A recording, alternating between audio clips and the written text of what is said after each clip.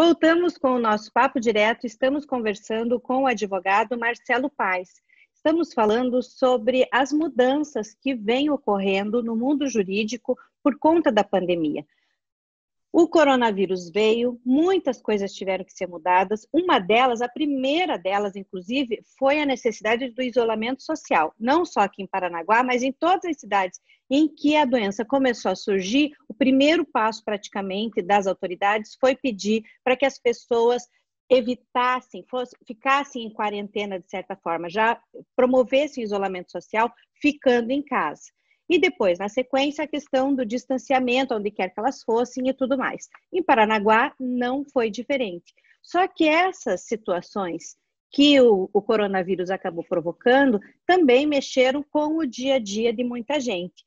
Uma das questões foi o home office, porque na hora em que você foi para casa, que o isolamento social foi solicitado, muita gente foi para casa e o trabalho começou lá.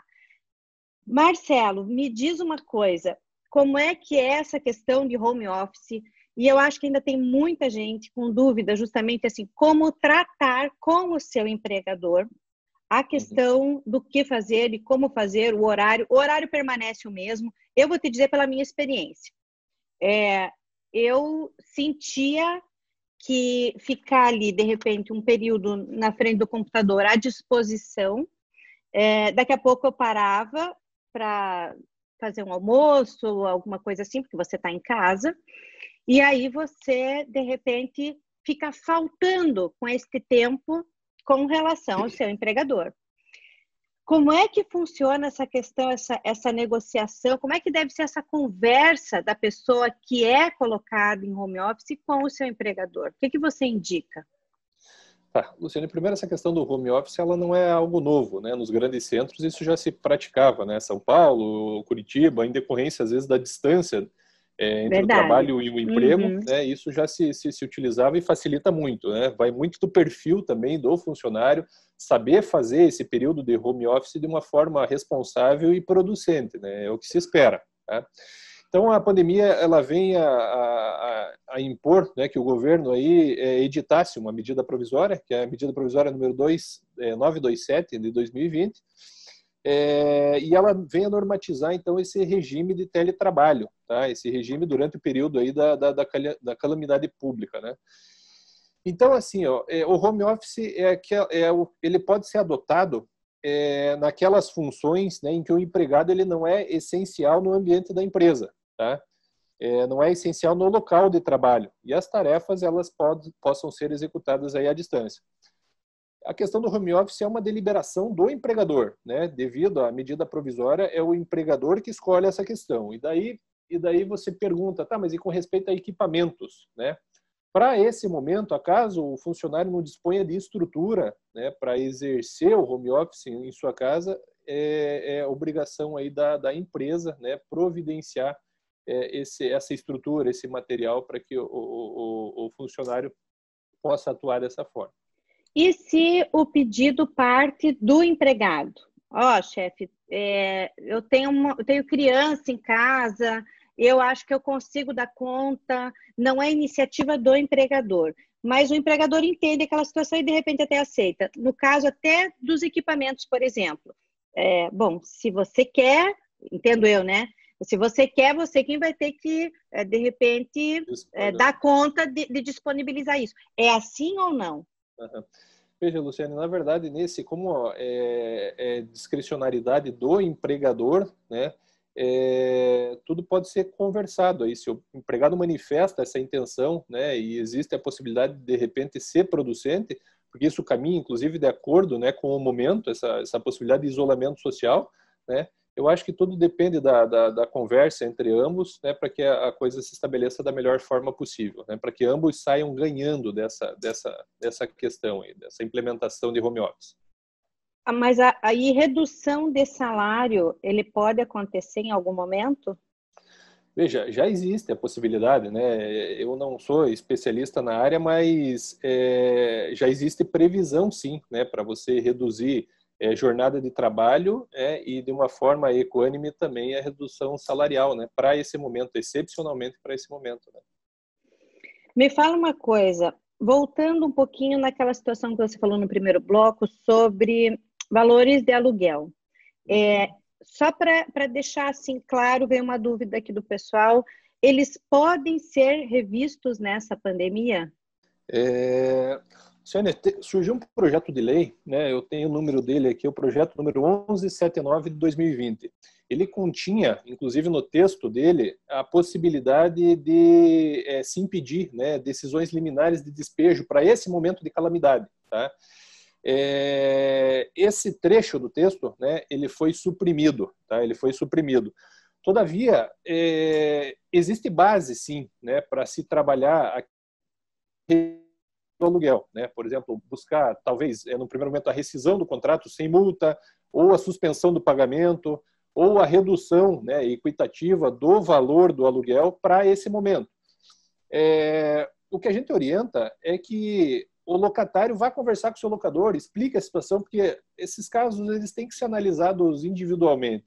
Às vezes, o locatário não tem condições de pagar, mas às vezes o locador também é aquela pessoa que só tem aquela fonte de renda para ele, entendeu? Então, casos e casos precisam ser analisados e precisam ser ponderados, porque a grande verdade é que ambos, locador e locatário, estão no meio da crise, estão sofrendo os efeitos dela. Eu acho que é mais producente, é mais inteligente tratar, né, contemporizar a questão para que ambos percam menos, vamos dizer assim, né, percam menos. Mas que existe base, né, caso não seja um consenso entre os dois, que existe base para revisão do contrato de aluguel, sim. A pandemia, apesar de que quando surgiu a partir da China, ela já havia uma previsão que isso chegaria até aqui, né? Mas existia a característica também da inevitabilidade, né? O que faz da pandemia, do coronavírus, algo que se caracterize como uma força maior, um caso fortuito, né? Contra o que não se tem o que fazer, né? E, de fato, acaba desequilibrando as relações contratuais. Então, aquele aluguel que eu conseguia pagar de R$ 1.500, de R$ 2.000, hoje eu já não tenho mais essa condição devido à queda da renda, né? Devido à queda da renda. Então, existem teorias aí, né, que são buscadas no direito, teoria da onerosidade excessiva, teoria da imprevisão, né, que podem servir de base para iniciar uma ação aí para rever e reequilibrar o contrato de aluguel. Perfeito. São ponderações bem bacanas, principalmente nessa questão, né? Vai conversar, porque realmente os dois estão no mesmo barco e a solução pode sair de uma boa conversa, né? Tem que tentar, pelo menos. Vamos tentar, assim, ó, tem alguns questionamentos aqui, não seguem na mesma linha. Vamos pular, mudar bem de saco para mala mesmo aqui. Vamos lá. Uma pessoa... eu sei até porque acabei tomando conhecimento que alguém tinha ligado e tal e falado isso. Falei, não sei como é que a pessoa tem certeza disso, mas enfim. Uma pessoa com resultado positivo para o coronavírus é vista na rua. Certo. E uma outra pessoa sabe que ela já teve o resultado, até porque de repente ela pode ter comentado em algum momento mesmo. Primeira pergunta. Essa pessoa está cometendo algum crime ao fazer isso? Essa pessoa que teve, vamos imaginar que realmente é fato, ela realmente teve o seu resultado positivo. Ela está cometendo um crime ao andar na rua? Veja, Luciane, se não me engano, o 132 do Código Penal, ele fala que expor a saúde de terceiros a risco, né, é crime. Então, crime né? Inclusive, tem governadores e prefeitos se valendo, né, dessa possibilidade de tipificação criminal, né, como uma ameaça do que tem acontecido, né? Existem, de fato, tipos penais que são aplicáveis para esse momento de pandemia. Tá? Com toda a dificuldade, como a gente já conversou, a dificuldade é de caracterização desse tipo penal, né? Existem nuances para a caracterização disso, para a configuração do crime, né, que vão desde a contaminação efetiva de terceiro, o dolo, né, que é a intenção de você propagar, né, esse vírus. Então, assim, eu vejo que o direito penal talvez não seja o instrumento mais adequado para se utilizar nesse momento, porque esse momento a gente tem necessidade de celeridade, né, pela rápida propagação do vírus, né? Então existe uma necessidade de celeridade. E a gente vai na contramão do que está acontecendo, porque a gente está procurando esvaziar as cadeias, a população carcerária, a gente está procurando ter restrição de circulação em fóruns e tribunais, né, que inclusive estão fechados, né? Então eu entendo que talvez um investimento mais massivo em propaganda, né, em informação e somado aí às sanções administrativas como multas, seja mais eficaz, seja mais célere para esse momento, sabe? Vale a pessoa que sabe de uma situação dessa, que vê na rua, de repente procurar realmente, então, um órgão especializado para pelo menos fazer a denúncia, né? Para que isso, de repente, possa ocorrer mesmo, essa multa possa ser aplicada. A lei 13.000, acho que é 13.979 de 2020 agora, que ela dispõe sobre as questões de emergência em combate à pandemia. Ela, inclusive, ela faz cada cidadão como um fiscal, né? Porque aí ela acaba incidindo a questão, né, aquele duplo questionamento, né, a questão do direito à intimidade com o direito à saúde coletiva, né, e o direito à saúde coletiva acaba, inclusive, se sobrepondo a essa questão da intimidade, e você tem direito de levar ao conhecimento das autoridades uma possível contaminação em prol do resto da comunidade, em prol da coletividade. Tá certo. Eu vou fazer uma brincadeira aqui, tá, gente? Então, nesse caso, tá certo bancar o X9 mesmo, porque, na verdade, você não vai ser um X9. Não, você vai estar defendendo a saúde, a sua e a de várias outras pessoas. Nesse caso, você vai estar cumprindo a legislação, é um dedo duro do bem. Ótima essa. A gente entra na próxima pergunta, justamente que tem a ver com essa questão do direito que você estava comentando. Temos o direito de saber quem está com o coronavírus? Até onde vai o direito à intimidade que você estava comentando e o direito à saúde pública? Existe um limite? É fácil de achar esse limite ou não? Como é que a questão legal vem sendo trata esse tipo de situação? Tá. Isso aí, na regra, é bem clara, né? A regra é que existe direito à intimidade, tá? Existe o direito ao sigilo profissional, tá?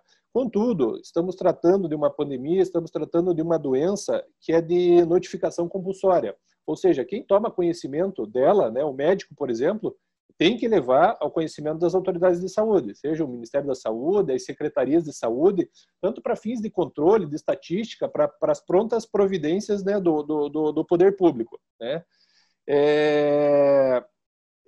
A regra, então, é essa. Diante dessa situação de pandemia, tá, que é uma regra de exceção, vamos dizer assim, existe a necessidade de notificação. A lei que eu comentava, a 13.979, né, que é a lei do coronavírus, ela tem a intenção, como eu disse, de que as pessoas elas venham a servir de fiscais, né? Pois quem possui esse vírus, ela tem que permanecer ou internado ou tem que permanecer em casa, né? Então acaba prevalecendo o interesse coletivo sobreposto ao interesse individual à intimidade, tá? Inclusive médicos, né, ao tomarem conhecimento, acaso não conduzam essa informação às autoridades de saúde, eles cometem crime, inclusive, né, por omissão de informação, né? O pessoal não queira burlar as coisas, dizer, olha, não comente, não diga, porque é exatamente o contrário nessa situação. Precisa saber até para poder saber como encaminhar. Claro. Na verdade, o que eu tenho visto é que existe um constrangimento natural, lógico, né? Ninguém quer portar esse vírus, né? Ninguém quer portar isso. E daí a tendência natural é que se fique reticente em compartilhar com os demais. Eu tô, né? Ou vão saber, o Marcelo tá, a Luciane tá, né? Não é para chegar perto e tal. Mas a verdade é que tem um interesse muito maior que esse, que é o interesse da coletividade, né? E por conta disso, as autoridades públicas têm que tomar conhecimento, têm que ter conhecimento de quem está infectado e quem não está. Isso facilita, inclusive, o processo de combate, né? De combate ao coronavírus. Eu vou fechar esse bloco até dando aqui, aproveitando essa informação que o Dr. Marcelo acabou de passar, na questão de falar ou não falar, de repente, essa situação que ele colocou, que há pessoas que têm um certo constrangimento de admitir, eu peguei o coronavírus. Gente, está todo mundo sujeito.